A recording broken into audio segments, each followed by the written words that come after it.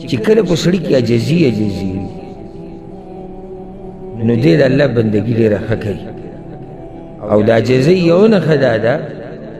چې سړی د غریبانو سره محبت کوي.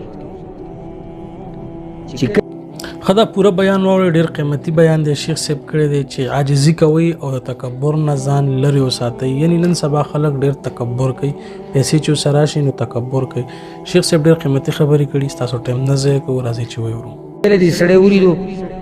چې هغه تکبر کوو په غریبانو باندې او ځان یې د غریبانو نه اوچت ګڼو، نو پوه شي چې دې د خپل رب سره هم د تکبر معامله کوي. ځکه چې الله ته عجزي د هغه وخته پورې تا ته نصیب کېږي نه چې څوک پورې ته عجزه شوی پوره نه وي. او عجزي په ځان کې راوسته د هغې ډېرې نښې دي. یو نښه ده چې سړی د غریبانو سره محبت کوي. کار څومره پیسې د سره او کار څومره مالدار او ژوند هم دا ژوند دی ورب الکعب چې ستا سره هر څه وي او ته د غریب سره محبت کوي او ستا راشه درشه د غریبانانو سره او راشه درشه ستا د کمزورو خلکو سره وي. مزه دا کوي مالدارانو سره وټول کیلي باسي. ځکه چې کله سړي ته د عزت نفس خیالي که نه او دروند سړی نو کله سړی چې خیال هم کړی د مالدارانو خلکو سره چې سړی کینې نیسي لږ تردد کېږي، سړی پوره مطمئن نه وي. ولې پوره مطمئن نه وي؟ چېرې کیدای شي د په زړه کې دا وي ته کیدای سبا دا دنیا ده، کیدای شي د په زړه کې دی چېرې زما پیسو ته ناست دی. زما خو خپل ځاني زه خپله خبره وکړم، زه د الله ځان له کمزوری بندې زما خو کله یو خو هغه مالداره ملګری چې هغه الله والی او ما ته پته دی چېرې دا سړی دینداره دی او ده ته هم پته دی چې دې که دلته راځي د الله دپاره راځي. خو عام چې مالداران خلک کي د هغوی مجلس کې سړی کیني سړی محسوسوي چېرې کیدای شي د په زړه کې دی چې دی ما ته پیسو دپاره کیني پاسي. نو سړی بیا هغه چا خبره کوم چې چا سره د خپل عزت غمي نو بیا ډېر راشه درشه نشي کولی. خو چې مالداره د غریب سره راشه درشه کوي دا عزت دی او ناشنا عزت دی. او نن سبا خو چې 2 روپۍ زیاتې وګټي یا تنخوا ډېره شي د ده خبرې بدلې شي. یعنې پرون فقیر ملنګ نن هغه سپین کاټن اچولی دی تنخوا یې ډېره شوې ده خاندي په هغه غریبانانو پورې چې دی ورسره مخکې یو ځای په یو ټولګي کې نن هغه پورې خاندي او هغوی ته طریقه خو نو نه وي مړه وي تاسو پوهېږئ نو دا خو ته هم نه پوهېدې مخکې. یو کس خبره کوله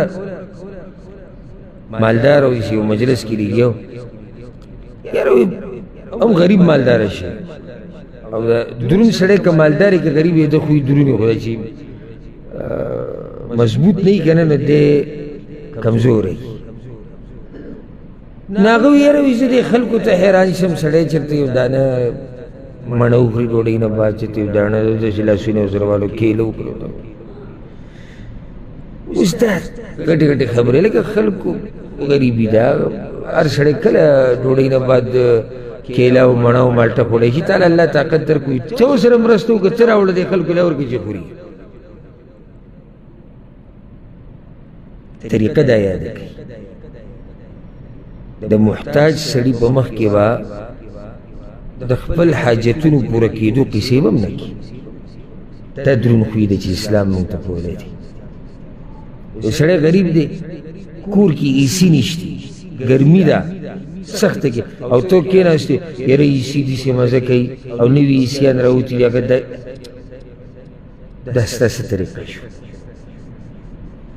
هغه حاجت دی دغې ته زړی ورته کېږي کړېږي پسې بچو ته یې ضرورت دی ښځې ته یې ضرورت دی ته د دوی په مخکې قصې کوي. سړی غریب فقیر ملنګ دی د ډوډۍ پیسې نشته ته د هغوی په مخ کې وایي چې بچو له مې یاره اختر له دا واغستو او یو دې پېر له مې بچو له دا وکړو ما ورته وایي چې دې پېر له غوا پوره حلاله کوي او ما دا ستا کار مناسب نه دی. هغه سره دومره څه نشتي چې د اختر د شپې ډوډۍ پې وخوري او تا که ته کیسې کوې چې ما بچو له فلاني ځای نه کپړې راوړې او ما ورسره ورته ووایي چې میخه پوره حلاله کوي. دا هغه سړي کار نه دی چې هغه کې اسلامي ادبي او دروند اصیل سړی د دغه کار نه دی بلکې داسې وخت کې سړی د دې حاجتمند سره ځان یو شان کړي چې دې دغه محسوس نه کوي ځکه رسول الله صلی الله علیه وسلم څه ویلي و حدیث کې یو ورځ ابوذر غفاري رضی الله عنه روانو او یو صادره اچوله ورسره یو غلام و د هغه خادم هغه مکه شان صادره اچوله چا ورته ابوذر وي دا څه قیسه ده ستاسو دواړو خو یو شان کپړې دي وی رسول صلی الله علیه وسلم ویلي وو چې دا تاسو سره چې دا کوم کمزوري خلک دي دوی له د خپلو جامو نه جامې ورکوئ نو زه چې کله م جوړوم د له ورسره ځان له یو شان جوړ دا طریقه ده د مسلمان خبره مې دا کوله چې د غریب سره دا محبت دا هله کېږي چې په انسان کې څه عجز او که ډېر هم غټ شي که نه که ډېر هم غټ شي صرف دا یو ټکی مخې ته یاده ساته ستا د تکبر د ملا تیر به ماتوي چې زه د خاورې نه پیدا یم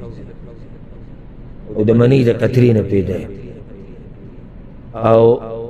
که معمولي درد په غوږ او په غاښ دې راغی ټوپونه به ووایي هېڅ هم نه یو موږ نو موږ پورې دا ګټې خبرې مزه نه کوي عجزي ساده ژوند د غریبانو سره مینه محبت رب العزت به دې کامیاب ساتي او ځکه یو حدیث کې راځي چې الله خو ستاسو مرسته د دې غریبانو د لاسه کوي دې چې دا غریبانان الله ته فریادونه کوي او الله د هغوی فریادونه قبول کړي نو رحم په ټولو باندې وشي دا زموږ په معاشره کې دا خبره دا مې دې له مې دا زور په دې ورکوم په دې کې چې زموږ د معاشرې نه دا خبره ورکېدو وایم